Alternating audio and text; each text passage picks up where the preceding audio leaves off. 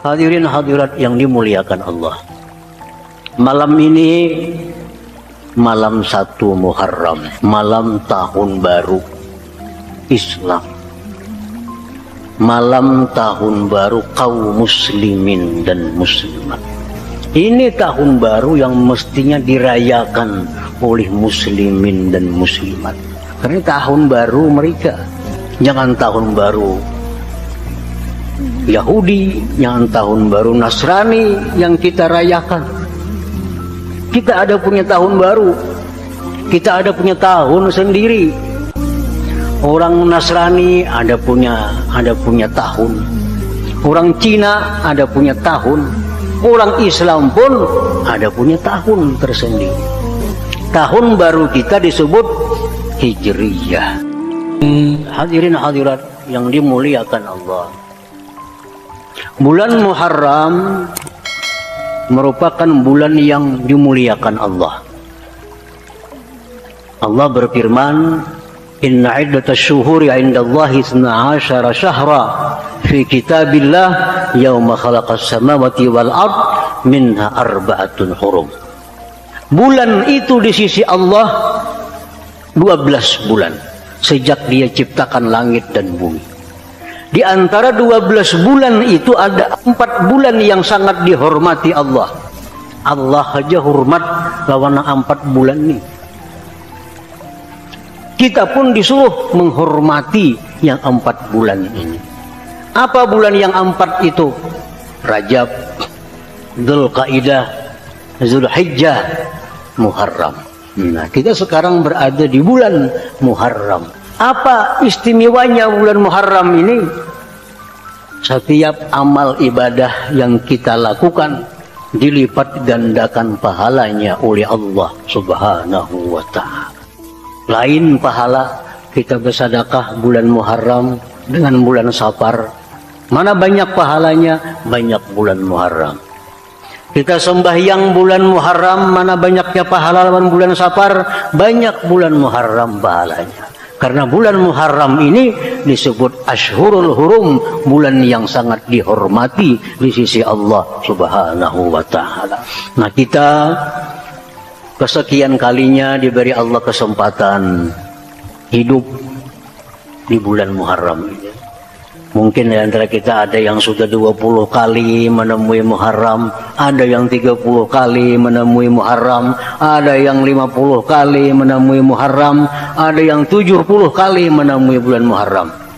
Ini kesempatan masih diberikan Allah kepada kita. Untuk apa? Untuk semakin memperbaiki diri kita, karena semakin dekatnya kita menghadap Allah Subhanahu wa ta'ala. Nah, hadirin hadirat yang dimuliakan Allah.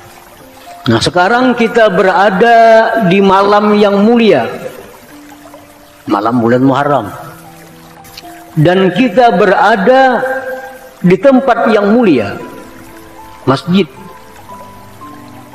Rasulullah bersabda, ahabbul bilad ilallah masajiduha wa abghadul bilad ilallah aswaquha. Ujar Nabi, paling disukai Allah dari negeri itu masjid. Dalam negeri ini ada pasar, dalam negeri ada kantor, dalam negeri ada rumah, dalam negeri ada macam-macam. Tempat yang paling disukai Allah, masjid, masajiduha, masjid. Nah, sekarang kita berada di tempat yang paling disukai oleh Allah Subhanahu wa ta'ala. Dan yang paling Allah benci dari negeri itu aswaquha, pasar. Kenapa sebabnya? Karena pasar itu seringkali membuat orang lalai daripada Allah Subhanahu wa ta'ala. Di pasar itu macam-macam perdagangan, dipenuhi dengan dusta, dipenuhi dengan tipu. Di pasar banyak orang maksiat segala macam. Jadi dalam negeri ini yang paling dibenci Allah, aswaquha, pasar. Makanya jangan terlalu lawas begadang di pasar. Ke pasar habis nukar barang bulik, jangan nongkrong di pasar. Lawas kita diam di pasar, lawas kita bertempat di tempat yang dimurkai Allah Subhanahu wa ta'ala. Nah, lawas di masjid, lawas di tempat yang dicintai oleh Allah. Ujar Nabi kita ada 7 Yang 7 ini di padang mahsyar kini dapat payung Allah. Mahsyar, hari yang sangat panas, kada ada payung selain payung Allah. 7 kelompok ini diberi Allah payung supaya jangan kepanasan. Siapa di antara 7 itu? Orang yang suka masjid. Qalbuhu mu'allaqun bil masajid, hatinya digantungnya di masjid. Orang ini hatinya di masjid, digantung di masjid. Kayak apa hati digantung di masjid itu? Inya subuh ke masjid, habis subuh balik ke rumah, tapi sudah ada kena zuhur ke masjid pulang di hatinya nih. Nah, zuhur kena ke masjid lagi. Begitu meninggalkan masjid, sudah ada hatinya kena asar ke masjid lagi. Asar ke masjid, habis asar balik ke rumah, hatinya sudah ada kena maghrib ke masjid lagi. Nah, ini orang hati digantung di masjid. Orang ahli masjid hatinya digantung di masjid. Nah, ini orang di akhirat dapat payung dari Allah Subhanahu wa taala, sehingga dari kubur sampai bertemu Allah di mahsyar kada akan kepanasan, karena dia selalu berada di tempat yang dicintai Allah Subhanahu wa taala, di masjid ini. Hadirin hadirat yang dimuliakan Allah. Nah, jadi kita sekarang berada di tempat yang dimuliakan Allah. Kita sekarang berada di malam tahun baru yang dimuliakan Allah. Ini permulaan yang baik bagi kita. Permulaan yang baik bagi kita untuk mendekatkan diri kepada Allah Subhanahu wa taala. Awal bulan Muharram kita masuki tahun baru dengan perbuatan-perbuatan yang disukai oleh Allah Subhanahu wa taala. Ini bedanya tahun baru Islam dengan tahun baru kada Islam. Tahun baru Islam berkumpul di masjid, berzikir, baca Quran, mendengar ilmu. Ini tahun baru Islam. Coba ke tahun baru yang lain, tahun baru kada Islam, ada yang menyalakan mercun, ada yang berurkisan, ada yang berjugitan, ada yang mabuk-mabukan. Tahun baru kada Islam. Kalau tahun baru Islam, ada acara macam itu. Berkumpul di masjid, mengharapkan kepada Allah Subhanahu wa taala akan kebaikan-kebaikan di tahun yang akan kita hadapi ini. Semoga menjadi tahun yang lebih baik dari tahun dahulu. Hadirin hadirat yang dimuliakan Allah, ujar Nabi, siapa yang hari ini sama dengan hari semalam, rugi. Iman kita hari ini sama dengan hari semalam, rugi. Kenapa sebabnya rugi? Karena kita makin dekat dengan mati. Mestinya hari ini kita makin takwa kepada Allah dari hari semalam. Mestinya tahun ini kita lebih takwa kepada Allah dari tahun yang lalu. Nah, siapa yang tahun ini sama dengan tahun kemarin, rugi. Siapa yang tahun ini lebih jahat dari tahun kemarin, maka itu orang yang dilaknat oleh Allah Subhanahu wa taala. Orang yang dilaknat itu makin tahun makin turun takwanya. Orang yang dilaknat Allah makin tuha, makin jauh dengan Allah, sehingga dia mati dalam keadaan diusir oleh Allah Subhanahu wa taala. Nauzubillah min dzalik. Dia orang yang dikasihi Allah, orang yang makin tua makin dekat dengan Allah. Semalam kita umur 50 tahun, tahun ini umur 51 tahun, makin takwa kepada Allah, karena parak lawan mati. Nah, kalau makin tua makin jauh, itu orang yang dikutuk, dilaknat oleh Allah Subhanahu wa taala. Hari ini maksiat, isuk maksiat lagi, isuk maksiat lagi, mati dalam keadaan maksiat. Nauzubillah min dzalik. Nah, hadirin hadirat yang dimuliakan Allah, setiap awal tahun Islam Muharram, ulama-ulama kita dahulu mengajari kita doa.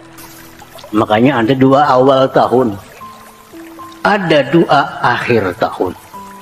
Doa-doa itu ulahan para ulama, bukan dari Nabi Sallallahu Alaihi Wasallam. Supaya kita ini sadar kita bakal masuk di tahun yang baru. Nah, apa doa mereka setiap tahun baru itu? Nah, setiap tahun baru para ulama itu mengajak kita berdoa kepada Allah, antara lain nas'alukal ismah minasyaitan wa awliyaihi wa junudihi. Ya Allah, kami minta kepada Engkau perlindungan dari syaitan, kawan-kawannya dan pasukan-pasukannya. Bila tiap malam tahun baru Islam, doa itu pasti dibaca.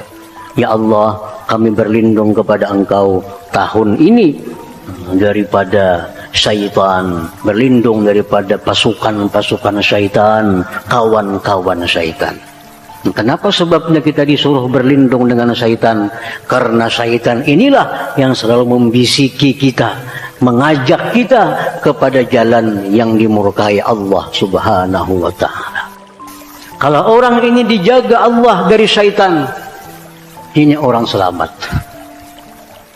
Selamat. Karena syaitan inilah yang membuat kita banyak maksiat kepada Allah Subhanahu wa ta'ala.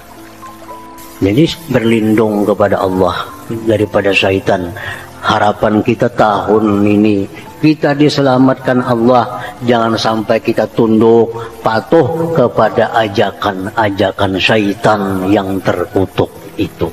Hadirin hadirat yang dimuliakan Allah, untuk menyelamatkan diri syaitan, menyelamatkan diri daripada syaitan itu kada cukup hanya dengan doa. Setiap malam kita berdoa, ya Allah lindungi hamba dari syaitan, lindungi. Kada cukup hanya dengan doa, mesti ada ilmu bagaimana caranya kita menangkal godaan bisikan syaitan itu. Ada ilmunya. Syaitan mengajak kita ini, kita tangkal dengan ilmu kita. Di samping kita minta perlindungan daripada Allah Subhanahu wa ta'ala untuk bisa menggunakan ilmu itu. Misalnya syaitan mengajak kita, pasti syaitan mengajak manusia, ukfur, kafirlah kamu. Masuk ke dalam hati kita, lewat telinga kita, ujar syaitan, kafirlah kamu kepada Allah, kafirlah kamu kepada Allah, kafirlah kamu kepada Allah.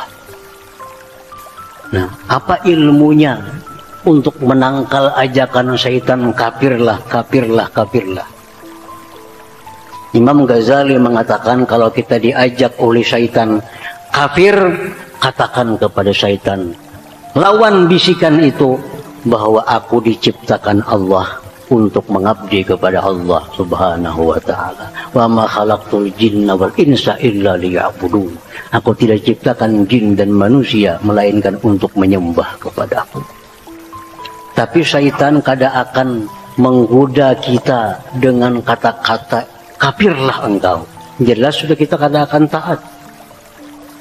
Datang bisikan dalam hati kita, sembahlah matahari. Jelas kita kada akan menyembah matahari. Tapi ada cara syaitan yang lain, yang intinya sama, kita keluar dari Islam. Misalnya kita sedang sakit, kita garing, jadi syaitan membisiki kita, berobat, minum obat. Kita bisa minum obat itu sigar, kita bila kada berobat mati. Ya aja kita. Nah, saat kita mengucapkan ya, kita sudah keluar dari Islam kita. Nah, ini bisikan syaitan. Jar syaitan, ikam garing, baubat. Ikam bila kada baubat mati, bila ikam baubat sigar. Ya aja kita sudah keluar dari Islam kita. Kalau kita kada punya ilmu untuk menangkal ajakan syaitan. Jadi kalau syaitan mengajak kita baubat, ya syaitan baubat, nyaman ikam sigar. Ya, biiznillah, dengan izin Allah. Izin Allah ini yang menyembuhkan, bukan obatnya itu. Nah, ini yang banyak manusia tergelincir, kehilangan iman, bukan karena menyembah matahari, tapi menganggap bahwa obat itu bisa menyembuhkan penyakitnya, lupa kepada Allah bahwa obat itu hanya sebab yang diberikan Allah Subhanahu wa ta'ala kepada kita. Kada sadar kita bahwa kita sudah meninggalkan Allah. Kita sudah kada sadar, kita sudah menduakan Allah. Karena kita menganggap bila baubat sigar kada baubat mati. Nah itu ajakan syaitan. Ya syaitan ecam hari ini bercari, berusaha. Menikam berusaha, ecam tahu lihi duit. Menikam kada berusaha, ecam kada bakal dapat duit. Nah, syaitan mengajak kita, hari ini kamu berusaha lah kasih. Menikam berusaha dapat duit, menikam kada berusaha kada dapat duit. Ya, aja kita sudah keluar dari Islam. Kenapa? Karena kita menganggap usaha itulah yang memberikan rezeki kepada kita, bukan Allah Subhanahu wa Ta'ala. Ini godaan syaitan yang sangat halus. Kalau kita kada punya ilmu, kita mati sudah meninggalkan iman terlebih dahulu. Kalau ajakan syaitan, ikam lah kasih berusaha, mereka berusaha sugih, mereka kada berusaha miskin. Kita jawab, ya, biiznillah, dengan izin Allah. Kita berusaha bisa sugih dengan izin Allah. Allah kada maizini 1000 usaha, kada akan jadi apa-apa. Banyak orang yang bangkrut gara-gara usaha. Banyak orang yang bangkrut gara-gara usaha. Jangan dikatakan usaha itu yang bikin sugih. Orang dapat warisan 1 miliar sugih. Ini manusia kada bercari, abahnya sugih, dapat 1 miliar sugih. Usaha lainnya kada, 1 miliar duit. Duit 1 miliar dibukanya usaha. Usaha dagang ini bangkrut, usaha berdagang ini bangkrut. Usaha 1 miliar habis duitnya gara-gara berusaha. Usaha bukan hanya bisa menguntungkan, tapi bisa membuat orang jadi bangkrut. Nah kalau kita percaya kepada bisikan syaitan, bila aku berusaha sugih, kada berusaha miskin, berusaha sugih, kada berusaha miskin, percaya dengan itu, kita sudah meninggalkan Allah Subhanahu wa Ta'ala, menuhankan usaha. Nah ini bisikan syaitan kepada kita, yang kalau kita kada punya ilmu, kita akan sudah kehilangan Islam dan iman kita. Na'udzubillah min dzalik. Nah oleh karena itu ulama-ulama kita selalu mengajarkan apa yang disampaikan Nabi, berlindunglah dengan Allah daripada syaitan, berlindunglah kepada Allah daripada syaitan. Karena syaitan ini kadang akan berhenti menggoda kita sebelum kita terjerumus ke dalam api neraka. Kada baampih syaitan menggoda kita. Ya syaitan ini kambak kafir, kada di kita.